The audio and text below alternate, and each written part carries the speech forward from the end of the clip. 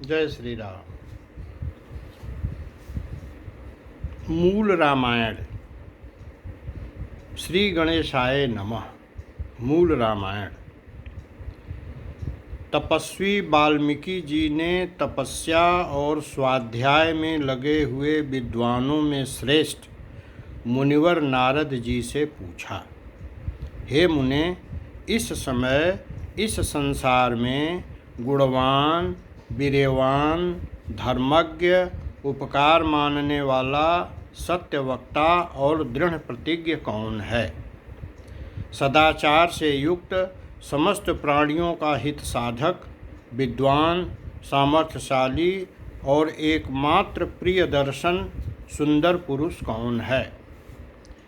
मन पर अधिकार रखने वाला, क्रोध को जीतने वाला, कांतिमान और किसी की भी निंदा नहीं करने वाला कौन है? तथा संग्राम में कुपित होने पर किससे देवता भी डरते हैं? हे महर्षि, मैं यह सुनना चाहता हूँ, इसके लिए मुझे बड़ी उत्सुकता है और आप ऐसे पुरुष को जानने में समर्थ हैं। महर्षि वाल्मीकि के इस वचन को सुनकर तीनों लोकों का ज्ञान रखने वाले नारद जी ने उन्हें संबोधित करके कहा, अच्छा सुनिए, और फिर प्रसन्नतापूर्वक बोले, हे मुने, आपने जिन बहुत से दुर्लभ गुणों का वर्णन किया है, उनसे युक्त पुरुष को मैं विचार करके कहता हूँ, आप सुने। इक्ष्वाकु के वंश में उत्पन्न हुए एक ऐसे पुरुष हैं जो लोगों में राम नाम से विख्यात हैं। वे ही मन को वश में रखने वाले महाबलवान, कांतिमान, धैर्यवान और जितेंद्रिय हैं। वे बुद्धिमान, नीतिज्ञ, वक्ता, शोभायमान तथा शत्रु संहारक हैं। उनके कंधे मोटे और भुजाएं बड़ी बड़ी हैं। ग्रीवा शंख के समान और ठोड़ी मांसल पुष्ट है। उनकी छाती चौड़ी तथा धनुष बड़ा है। गले के नीचे की हड्डी हंसली मांस से छिपी हुई है। वे शत्रुओं का दमन करने वाले हैं। भुजाएं घुटने तक लटकी हैं। मस्तक सुंदर है। ललाट भव्य और चाल मनोहर है। उनका शरीर अधिक ऊंचा या नाटा न होकर मध्यम और सुडौल है। देह का रंग चिकना है। वे बड़े प्रतापी हैं। उनका वक्षस्थल भरा हुआ है। आंखें बड़ी बड़ी हैं। वे शोभायमान और सुंदर लक्षणों से संपन्न हैं। धर्म का ज्ञाता, सत्य प्रतिज्ञ तथा प्रजा के हित साधन में लगे रहने वाले हैं। वे यशस्वी, ज्ञानी, पवित्र, जितेंद्रिय और मन को एकाग्र रखने वाले हैं। प्रजापति के समान पालक, श्री संपन्न, वैर विध्वंसक और जीवों तथा धर्म के रक्षक हैं। स्वधर्म और स्वजनों के पालक, वेद वेदांगों के तत्ववेत्ता तथा धनुर्वेद में प्रवीण हैं। वे अखिल शास्त्रों के तत्वज्ञ, स्मरण शक्ति से युक्त और प्रतिभा संपन्न हैं। अच्छे विचार और उदार हृदय वाले वे रामचंद्र जी बातचीत करने में चतुर तथा समस्त लोगों के प्रिय हैं। जैसे नदियाँ समुद्र में मिलती हैं, उसी प्रकार सदा राम से साधु पुरुष मिलते रहते हैं। वे आर्य एवं सब में समान भाव रखने वाले हैं। उनका दर्शन सदा ही प्रिय मालूम होता है। संपूर्ण गुणों से युक्त वे रामचंद्र जी अपनी माता कौशल्या के आनंद बढ़ाने वाले हैं। गंभीरता में समुद्र और धैर्य में हिमालय के समान हैं। वे विष्णु भगवान के समान बलवान हैं। उनका दर्शन चंद्रमा के समान मनोहर प्रतीत होता है। वे क्रोध में कालाग्नि के समान और क्षमा में पृथ्वी के सदृश हैं। त्याग में कुबेर और सत्य में द्वितीय धर्मराज के समान हैं।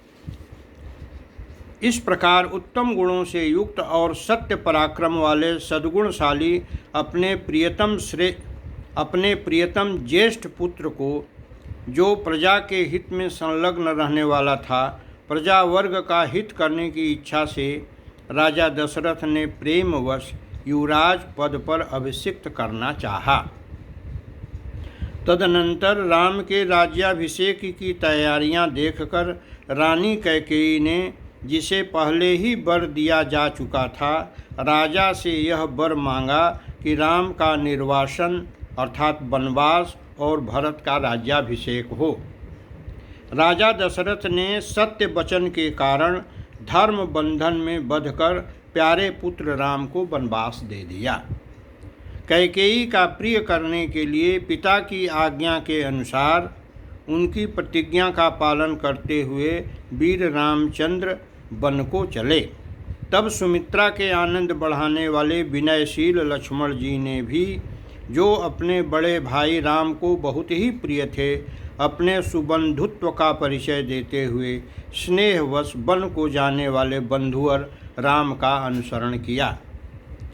और जनक के कुल में उत्पन्न सीता भी, जो अवतीर्ण हुई देवमाया की भांति सुंदरी, समस्त शुभ लक्षणों से विभूषित, स्त्रियों में उत्तम, राम की प्राणों के समान प्रियतमा पत्नी तथा सदा ही पति का हित चाहने वाली थीं, रामचंद्र जी के पीछे चलीं, जैसे चंद्रमा के पीछे रोहिणी चलती है।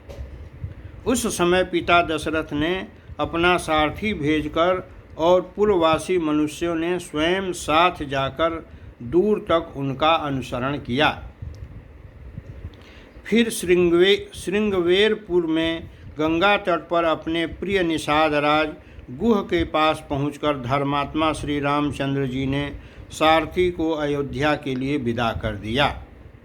निषाद राज गुह, लक्ष्मण और सीता के साथ राम ये चारों एक वन से दूसरे वन में गए। मार्ग में बहुत जलों वाली अनेकों नदियों को पार करके भरद्वाज के आश्रम पर पहुँचे और गुह को वहीं छोड़ भारद्वाज मुनि की आज्ञा से चित्रकूट पर्वत पर गए। वहाँ वे तीनों देवता और गंधर्वों के समान वन में नाना प्रकार की लीलाएं करते हुए एक रमणीय पर्णकुटी बनाकर उसमें सानंद रहने लगे। राम के चित्रकूट चले जाने पर पुत्र शोक से पीड़ित राजा दशरथ उस समय पुत्र के लिए उसका नाम ले लेकर विलाप करते हुए स्वर्गगामी हुए। उनके स्वर्ग गमन के उपरांत वशिष्ठ आदि प्रमुख ब्राह्मणों द्वारा राज्य संचालन के लिए नियुक्त किए जाने पर भी महाबलशाली वीर भरत ने राज्य की कामना न करके पूज्य राम को प्रसन्न करने के लिए वन को ही प्रस्थान किया।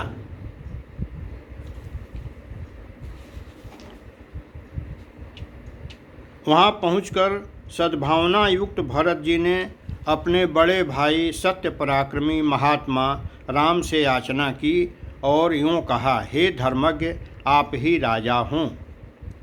परंतु महान यशस्वी परम उदार प्रसन्न मुख महाबली राम ने भी पिता के आदेश का पालन करते हुए राज्य की अभिलाषा न की और उन भरताग्रज ने राज्य के लिए न्यास अर्थात चिन्ह रूप में अपनी खड़ाऊं भरत को देकर उन्हें बार बार आग्रह करके लौटा दिया।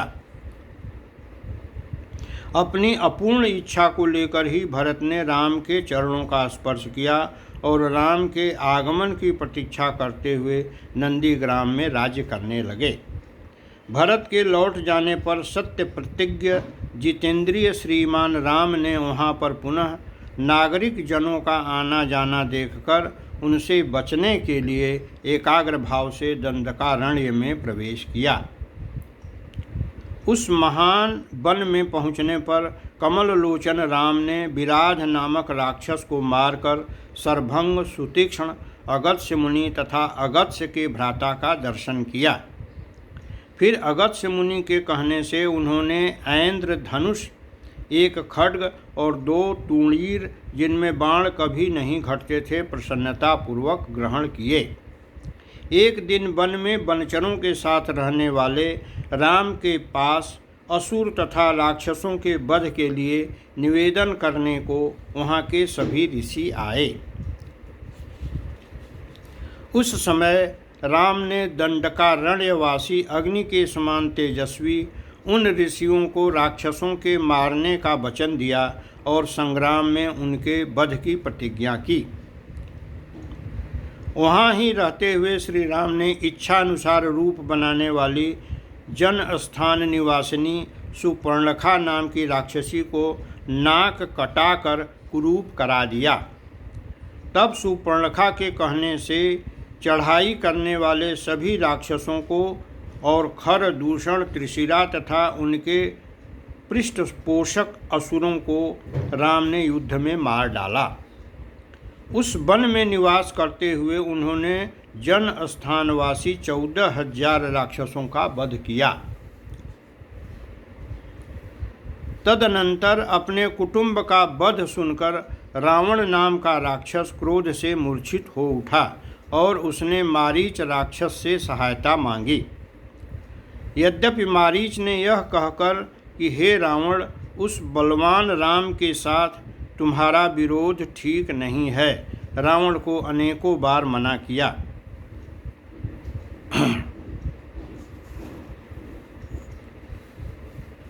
परंतु काल की प्रेरणा से रावण ने मारीच के वाक्यों को टाल दिया और उसके साथ ही राम के आश्रम पर गया। मायावी मारीच के द्वारा उसने दोनों राजकुमारों को आश्रम से दूर हटा दिया और स्वयं राम की पत्नी सीता का अपहरण कर लिया। जाते समय मार्ग में विघ्न डालने के कारण उसने जटायु नामक गिद्ध का वध किया। तत्पश्चात जटायु को आहत देखकर और उसी के मुख से सीता का हरण सुनकर रामचंद्र जी शोक से पीड़ित हो विलाप करने लगे। उस समय उनकी सभी इंद्रियां व्याकुल हो उठी थीं। फिर उसी शोक में पड़े हुए उन्होंने जटायु गिद्ध का अग्नि संस्कार किया और वन में सीता को ढूंढते हुए कबंध नामक राक्षस को देखा, जो शरीर से विकृत तथा भयंकर दिखने वाला था। महाबाहु राम ने उसे मारकर उसका भी दाह किया तथा वह स्वर्ग को चला गया। जाते समय उसने राम से धर्मचारिणी सबरी का पता बतलाया और कहा, हे रघुनंदन, आप धर्मपरायणा सन्यासिनी सबरी के आश्रम पर जाइए। शत्रुहंता महान तेजस्वी दशरथ कुमार राम सबरी के यहाँ गए। उसने इनका भली भांति पूजन किया। फिर वे पंपासर के तट पर हनुमान नामक बानर से मिले और उन्हीं के कहने से सुग्रीव के साथ भी मेल किया। तदनंतर महाबलवान राम ने आदि से ही लेकर जो कुछ हुआ था वह और विशेषतः सीता का वृत्तांत सुग्रीव से कह सुनाया। बानर सुग्रीव ने राम की सारी बातें सुनकर उनके साथ प्रेम पूर्वक अग्नि को साक्षी बनाकर मित्रता की। उसके बाद बानर राज सुग्रीव ने स्नेहवश बाली के साथ बैर होने की सारी बातें राम से दुखी होकर बतलाईं। उस समय राम ने बाली को मारने की प्रतिज्ञा की। तब सुग्रीव ने वहाँ बाली के बल का वर्णन किया, क्योंकि सुग्रीव को राम के बल के विषय में बराबर शंका बनी रहती थी। राम की प्रतीति के लिए उन्होंने महान पर्वताकार दुंदुभी दैत्य का शरीर दिखलाया। महाबली राम ने तनिक मुस्कराकर उस अस्थि समूह को देखा और पैर के अंगूठे से उसे 10 योजन दूर फेंक दिया। फिर एक ही महान बाण से उन्होंने अपना विश्वास दिलाते हुए 7 ताल वृक्षों को और पर्वत तथा रसातल को बींध डाला। तदनंतर राम के इस कार्य से महाकपि सुग्रीव मन ही मन प्रसन्न हुए और उन्हें राम पर विश्वास हो गया। फिर वे उनके साथ किष्किंधा गुफा में गए और वहाँ पर सुवर्ण के समान पिंगल वर्ण वाले वीर वर सुग्रीव ने गर्जना की। उस महानाद को सुनकर बानर राज बाली अपनी पत्नी तारा को आश्वासन देकर तत्काल घर से बाहर निकला और सुग्रीव से भिड़ गया। वहाँ राम ने बाली को एक ही बाण से मार गिराया। सुग्रीव के कथनानुसार उस संग्राम में बाली को मारकर उसके राज्य पर राम ने सुग्रीव को ही बिठा दिया। तब उन वानर राज ने भी सभी वानरों को बुलाकर जानकी का पता लगाने के लिए उन्हें चारों दिशाओं में भेजा। तत्पश्चात संपाति नामक गृध्र के कहने से बलवान हनुमान जी 100 योजन विस्तार वाले क्षार समुद्र को कूदकर लांघ गए और वहां रावण पालित लंकापुरी में पहुंचकर अशोक वाटिका में सीता को चिंतामग्न देखा। तब उन विदेह नंदिनी को अपनी पहचान देकर राम का संदेश सुनाया और उन्हें सांत्वना देकर उन्होंने वाटिका का द्वार तोड़ डाला। फिर 5 सेनापतियों और 7 मंत्री कुमारों की हत्या कर वीर अक्ष कुमार का भी कचूमर निकाला। इसके बाद जानबूझकर पकड़े गए। ब्रह्मा जी के वरदान से अपने को ब्रह्मपाश से छूटा हुआ जानकर भी वीर हनुमान जी ने अपने को बांधने वाले राक्षसों का अपराध स्वेच्छानुसार सह लिया। तत्पश्चात मिथिलेश कुमारी सीता के स्थान के अतिरिक्त समस्त लंका को जलाकर वे महाकपि राम को प्रिय संदेश सुनाने के लिए लंका से लौट आए। अपरिमित बुद्धिशाली हनुमान जी ने वहां जा महात्मा राम की प्रदक्षिणा करके यूं सत्य निवेदन किया, मैंने सीता जी का दर्शन किया है। इसके अनंतर सुग्रीव के साथ भगवान राम ने महासागर के तट पर जाकर सुग्रीव के समान तेजस्वी बाणों से समुद्र को क्षुब्ध किया। तब नदीपति समुद्र ने अपने को प्रकट कर दिया।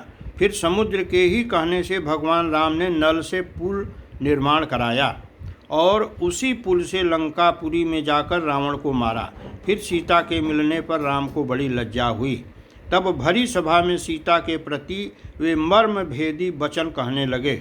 उनकी इस बात को न सह सकने के कारण साध्वी सीता अग्नि में प्रवेश कर गईं। इसके बाद अग्नि के कहने से उन्होंने सीता को निष्कलंक माना। महात्मा रामचंद्र जी के इस महान कर्म से देवता और ऋषियों सहित चराचर त्रिभुवन संतुष्ट हो गया।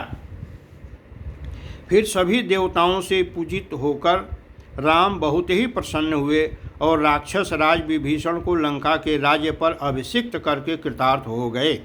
उस समय निश्चिंत होने के कारण उनके आनंद का ठिकाना न रहा। यह सब हो जाने पर राम देवताओं से वर पाकर और मरे हुए वानरों को जीवन दिलाकर अपने मित्रों के साथ पुष्पक विमान पर चढ़कर अयोध्या के लिए प्रस्थित हुए।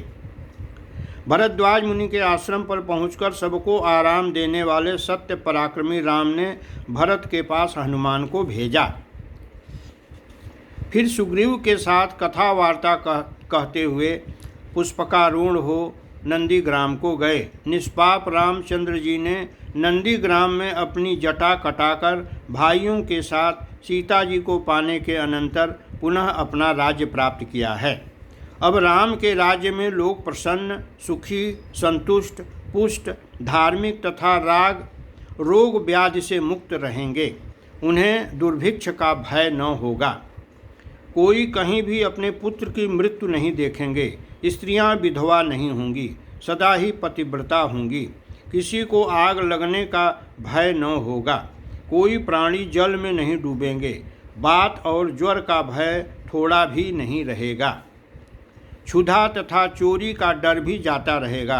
सभी नगर और राष्ट्र धन धान्य संपन्न होंगे। सतयुग की भांति सभी लोग सदा प्रसन्न रहेंगे।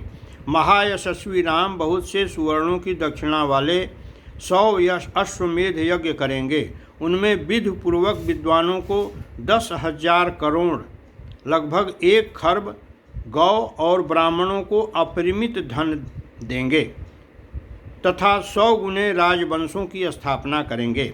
संसार में चारों वर्णों को वे अपने अपने धर्म में नियुक्त रखेंगे।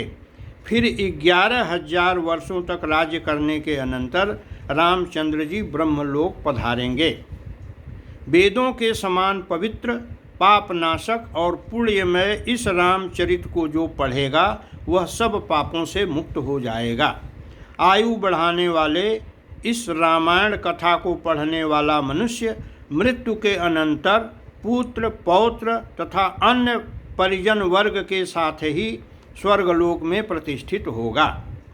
इसे ब्राह्मण पढ़े तो विद्वान हो, क्षत्रिय पढ़ता हो तो पृथ्वी का राज्य प्राप्त करे, वैश्य को व्यापार में लाभ हो और शूद्र प्रतिष्ठा प्राप्त करे।